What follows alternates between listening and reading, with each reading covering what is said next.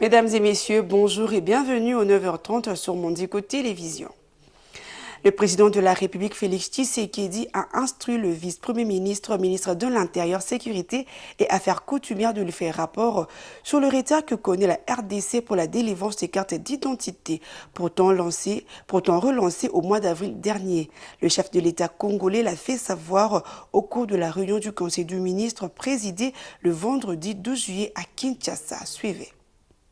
Le gouvernement congolais entend moderniser et renforcer son système d'identification nationale. Ainsi, cette reprise des délivrances de la pièce d'identité est les points culminants d'une longue période de planification depuis son lancement qui a eu lieu en juin 2023 par le chef de l'État Félix Tshisekedi. Le même jour, le président de la République avait reçu le premier modèle de la nouvelle carte d'identité nationale délivrée par l'ONIP. Le rêve est devenu réalité. À cœur vaillant, rien d'impossible avait-il lâché. Depuis les go donnés par le chef de l'État, cette opération n'a abouti à rien et les causes de ces retards n'est pas toujours bien élucidées. Le président de la République Félix Tshisekedi a instruit le vice-premier ministre de l'Intérieur, Sécurité et Affaires coutumières Jacquemain Chabani de lui faire rapport sur le retard que connaît la République démocratique du Congo pour la délivrance des cartes d'identité pourtant relancées au mois d'avril dernier. Le chef de l'État congolais l'a fait savoir au cours de la réunion du Conseil des ministres présidé le vendredi 12 juillet à Kinshasa. Le porte-parole du gouvernement Patrick Muyaya, dans le compte-rendu fait sur la chaîne nationale, a expliqué que Félix Tshisekedi a insisté sur le fait que le dossier devrait être abordé sans complaisance avec toutes les dispositions y rattachées. L'Office national d'identification de la population ONIP avait depuis le mois d'avril dernier relancé le travail de la délivrance des cartes pour citoyens. Lors de cette opération, plusieurs autorités politiques et patrons de maisons de presse avaient reçu cette pièce dont le chef de l'État, Félix Tshisekedi, est le président de la Cour constitutionnelle, Dieudonné Kamuleta, mais la population jusque-là n'a toujours rien reçu.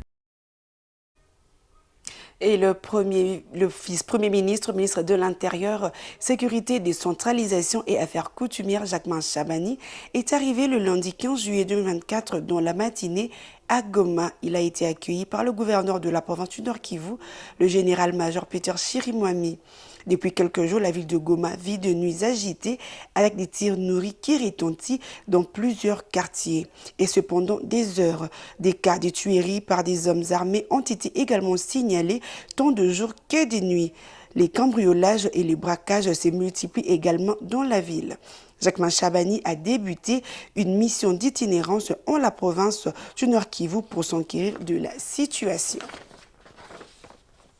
Et en sécurité, pour finir, lancé depuis le mois d'avril dernier dans la ville de Goma, chef-lieu de la province du Nord-Kivu, par la 34e région militaire et le Conseil urbain de sécurité pour lutter contre l'insécurité. L'opération Safisha Mujiwa Goma continue à porter des résultats positifs. Et c'est dans ce cadre que 8 personnes militaires et civiles ont été appréhendées lors de bouclages ciblés dans le quartier de l'ouest de la ville. Présumés auteurs de plusieurs cas de meurtre, vol, extorsion dans la ville, ces personnes ont été présentées à la presse. Des détails dans cet élément.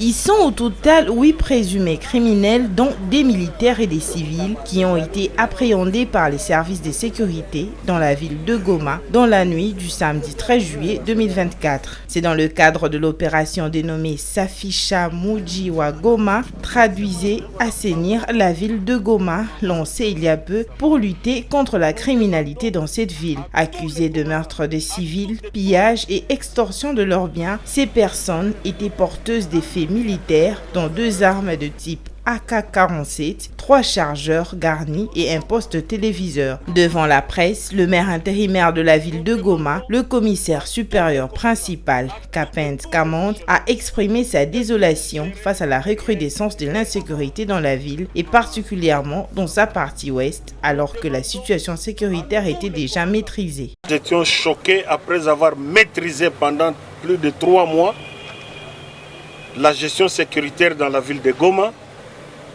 et il y a eu recrudescence, surtout dans la partie ouest de la ville de Goma, notamment dans le quartier Mugunga, Ndosho, Majengo, Kasika, et Mabanga Sud. Le maire AI de la ville a profité de cette occasion pour demander à la population de collaborer avec les services de sécurité pour dénoncer les criminels. Nous invitons une fois de plus à nos amis qui passent leur temps à dire n'importe quoi dans les réseaux sociaux de nous fournir seulement le renseignement. Nous sommes capables de démanteler au quotidien ces différentes bandes de criminels.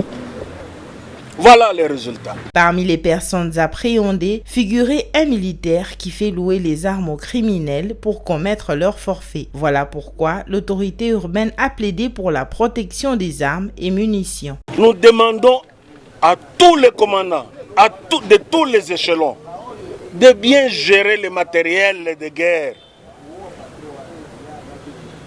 Parce que s'il n'y a pas ce contrôle-là, les armes se retrouvent entre les mains des criminels. Nous sommes au-delà de 100, plus de 150, presque 200 armes déjà récupérées entre les mains des bandits à main armée dans la ville de Goma. C'est trop.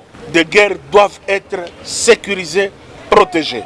C'est grâce aux opérations de bouclage ciblées dans certains quartiers de la ville de Goma, qui est déjà depuis 2 ans sous état de siège, que les services de sécurité sont parvenus à mettre la main sur ces malfrats. C'est la fin de ce bulletin d'information. Mesdames et messieurs, merci de l'avoir suivi. Le prochain rendez-vous est pour 11h30. Merci.